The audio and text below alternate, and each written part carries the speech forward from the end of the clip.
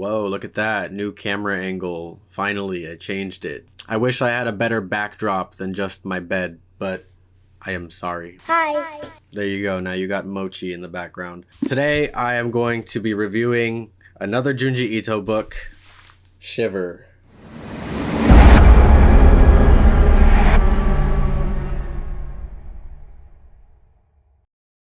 I'm gonna do this in the same way that I did the Uzumaki story, where I go chapter by chapter. So YouTube should automatically timestamp when I talk about each chapter if there's a specific one you want to hear about. But anyway, let's talk about Shiver.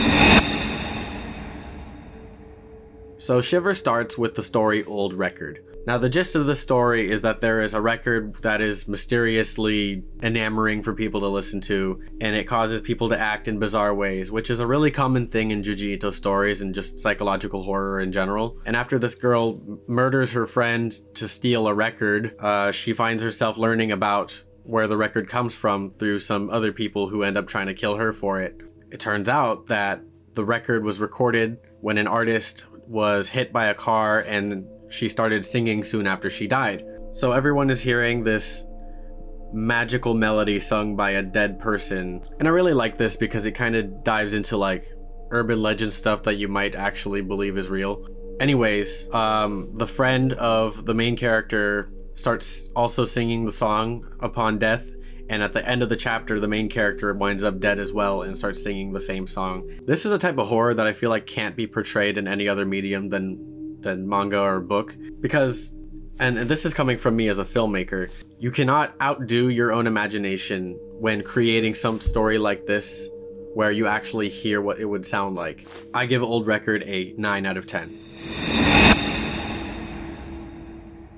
And now for Shiver. I don't know why the book is named after this particular chapter, but it is a good chapter. So Shiver follows a boy whose grandfather had passed, and the boy wasn't supposed to see his grandfather, but he runs in and sees him with the most trypophobic imagery you could ever see. I hope it's pronounced trypophobic. His grandfather is covered from top to bottom in these gaping holes. Anyways, we get some backstory on his grandfather through a little diary that he had. He had a relic that caused the curse, which he had thrown into the neighbor's yard.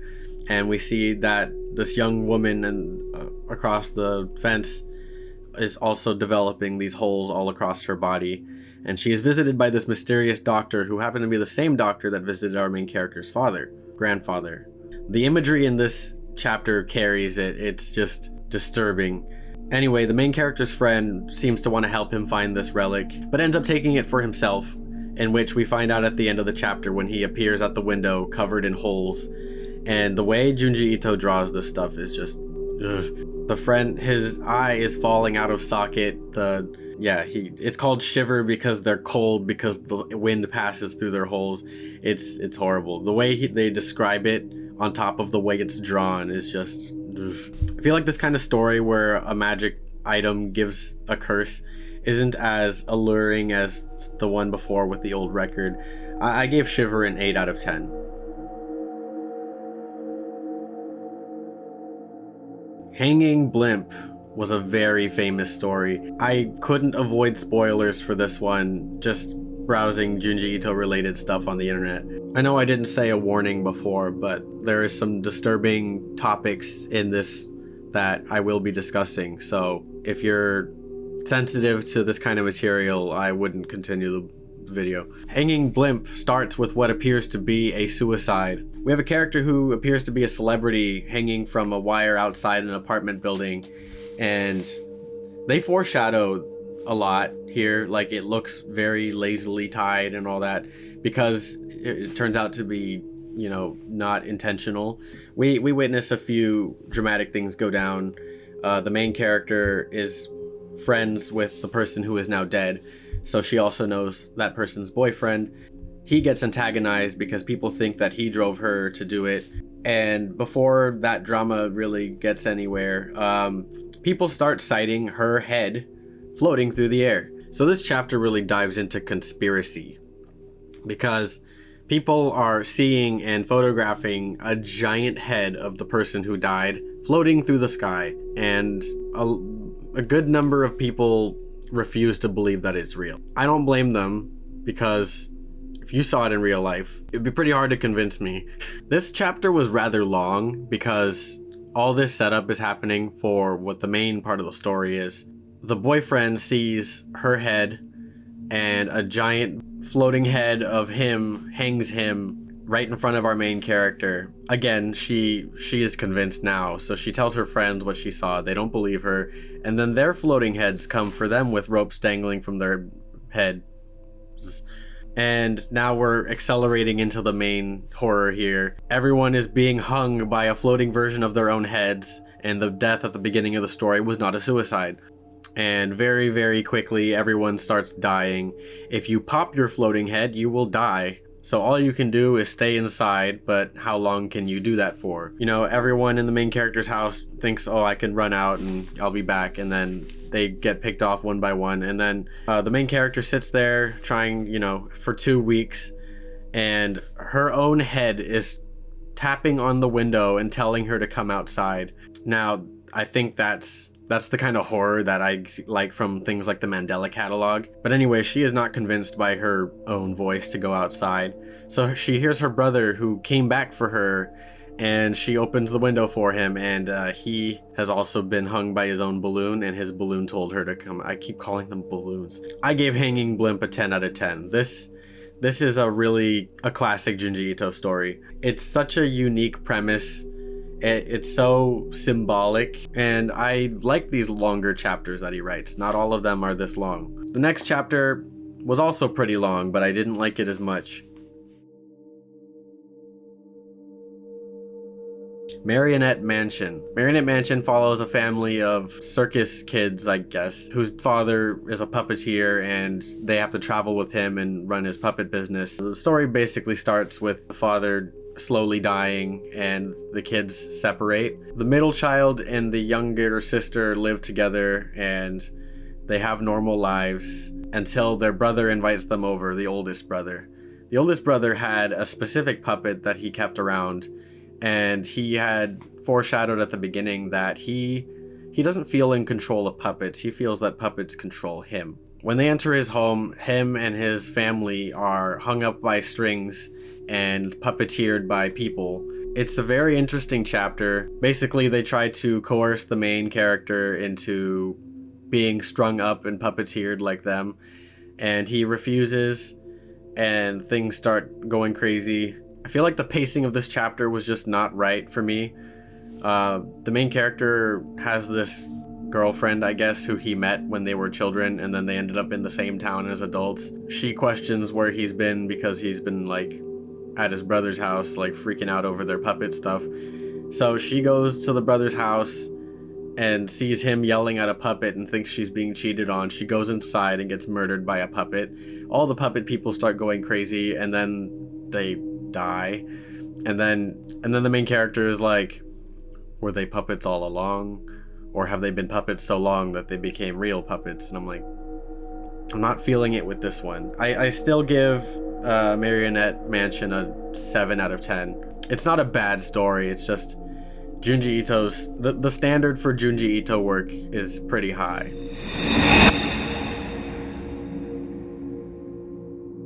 Painter is a very good story. Painter features the character Tomie, who there is an entire Junji Ito book about, which I will eventually get to. But in essence, Tomie brings chaos wherever she goes. She is not a human. And anyway, the story follows a painter, a very famous painter, I guess. And everything is fine. He's doing a show on this character that he's been painting over and over. And by character, I mean regular, real person that he's done a series of paintings on. Until Tomie walks in and ruins his life.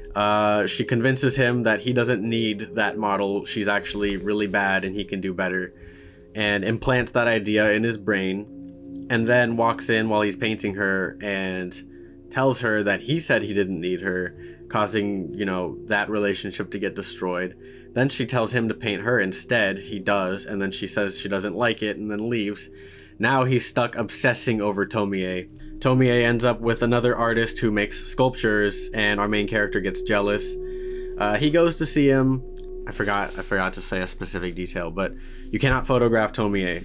Her main premise in the story is that she wants to be immortalized for her beauty, but if you photograph her, you'll see what she truly looks like. So the artist goes to the other artist's house where he is not let in because the Tomie series is no longer for public visitation, and the guy grabs a sculpture head and kills him. And now Tomie is like, oh, you saved me, and blah blah blah. And it's really funny how she causes people to obsess over her. So, but anyways, he's back to painting her, but he paints her how she truly looks, because when you photograph her, she has the weird double face. She explained to him that men typically try to kill her after falling in love with her and stuff. This happens over and over and over in the book. I just need to read it because I've only seen bits and pieces. So in a weird twist of events, the artist murders her, cuts her into pieces, and then her pieces start growing eyes and hands and faces and hair, and it's pretty disgusting. But it's a really strong introduction to Tomie as a character. I give Painter a 10 out of 10. Tomie is such an integral piece of the Junji Ito like collection. Did I skip over Fashion Model? Is that the second chapter? All right, we're going back. Fashion Model, another classic that I totally forgot. Wow. Fashion Model follows a man, boy, student guy who was flipping through a magazine when he notices this very bizarre looking model in one of the pages. And her appearance is so frightening that he can't help but think about it everywhere he goes all the time. Now, this guy is a filmmaker, student, something, and they're casting characters for a project, and the model auditions to be in it, and his friends, film buddies, are like pressuring him to cast her in the movie because it would be funny, I guess. So she shows up and everyone's uncomfortable, but they're like poking fun at him because they tell her like, oh, he's her biggest fan and whatever. She acts really bizarrely, and just this story, the illustrations, they're more funny to me than scary. Like her sitting in the car with her head like up against the ceiling and everyone else is just like, they discuss abandoning her, in which she overhears, so they pretend that it was part of the script. She starts eating them and then it ends. I liked where Fashion Model was going in the beginning. I feel like this story just is kind of funny towards the end. The imagery though is just phenomenal. Like the way that she is drawn is so uncanny. But yeah, I give Fashion Model in a 7, 8. I'm gonna give it a 7 out of 10. The Long Dream. Oh my god. The Long Dream might be my favorite Junji Ito story of all time. And my camera is dying, so I'm gonna... The Long Dream follows a doctor who has two particular patients. One who is in terror all the time because she's afraid she is going to die. The other is one who cannot sleep without inducing what feels like long dreams.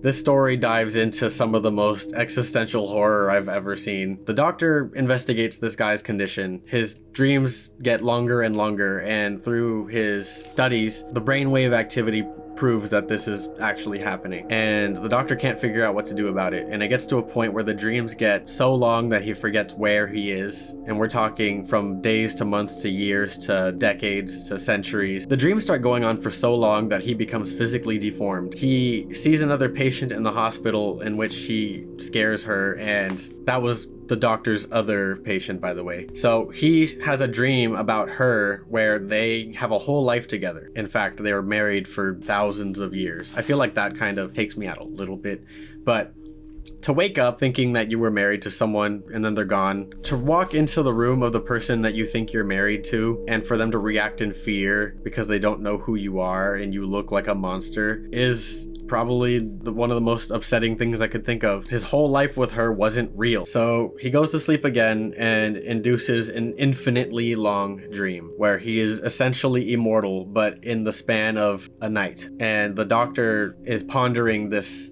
idea of an infinite amount of time passing in mere minutes, seconds, hours. So now that he's induced this infinitely long dream, he crumbles and fades away. And we go back to the other patient who finally feels safe. She doesn't feel like she's gonna die anymore. And she says she's actually been having quite long dreams. This other doctor says, is this contagious? Should we be worried? The doctor says, no. I've been administering samples from the other patient. If she's afraid of dying, but has long dreams, then she has a lot more life to live. It doesn't matter if it's real or not. And then we end with this haunting imagery of her decomposing a little bit like the previous guy. This story is just one of my absolute favorites. It's such a dreadful thing to think about. Honored Ancestors. This is another one that I had previously seen but avoided reading all the details. We follow a character who has amnesia and her supposed boyfriend is there.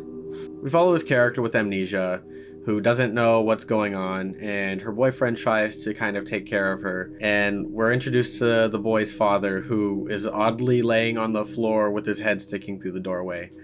And it's, you know, going to be revealed later why that is. But this girl has nightmares about this long caterpillar looking thing. The reasoning for that is her boyfriend's father. He tells her that she promised to marry him, explains that his father is dying and they have to get married soon, and that she has to bury his children so that he can connect his head to the caterpillar of his ancestors. And obviously she's terrified and tries to leave. He gets desperate and, you know, tries to enforce their marriage. He ends up connecting his head to the centipede because his grandfather dies, or his father, and then the ending is absolutely tragic. So she ends up having more fear-induced amnesia, and the ancestors tell him that, you know, this is perfect, now we can arrange the marriage. There is a lot of social commentary and symbolism to this one. The imagery was amazing. The ending is so tragic. Honored Ancestors is a 10 out of 10. Junji Ito really goes after the expectations of Japanese families. Amazing work of symbolism and like, I've never seen anything like it. Greased. Everyone has seen an image from Greased. It is one of the grossest Junji Ito works ever. We follow a girl who lives with her father and brother who work in a butcher or own a butchery, and they're very greasy. This girl likes to leisurely look at Mount Fuji and doesn't like being at home where there's all just grease. The walls are greasy, the floors, the furniture, everything. And the way that it's illustrated is just, it looks like grease. Her brother gets made fun of at school for having horrible skin because they're covered in grease. And he can be seen at home drinking bottles of grease, and so can the father. And sometimes the main character will wake up to him trying to force feed her grease. This chapter is absolutely disgusting. The worst imagery. We have an illustration of the brother pinning his sister down and squishing his face, and all the oils come out, and it's oh man, it's bad. It's a phobia I didn't even know I had. But anyways, now she can't go look at Mount Fuji anymore because the crater makes her think of her brother's face. Her father starts acting more and more bizarrely, cuts up her brother and I guess cooks him because they're a butchery. And the chapter ends with him severing his own leg, in which just grease is pouring out of his body. No blood. And the contents of the house are 100% grease. And it ends with, on that note. Greased is, I'm in between a 9 and a 10. I'm gonna say 9.5 out of 10. It's gross. Is Greased the final chapter? Am I stupid? Greased was the final chapter. Wow. Here we are. I did my tally and I give Shiver a 9 out of 10. This is Junji Ito's most popular book from what I've seen. I've unfortunately read some of these stories already, not knowing that they were part of a book. That's my fault, my bad. Regardless of what I've seen before and what was entirely new, I loved the book all the way to the end. There wasn't a single bad chapter in it. He is still one of my favorite artists of all time. He is a master of horror. I kind of like the anthology style more than what Uzumaki did, because in an attempt to be a very long but put together story, it feels like an anthology that all ties together, but some of them were very uninteresting, especially the ones that are really goofy with like the tornadoes and stuff. If you watched the whole video and haven't read the book, I still suggest reading it just to have it. The illustrations are one of the only things I find worth collecting. My camera just died. Thanks for watching. Bye.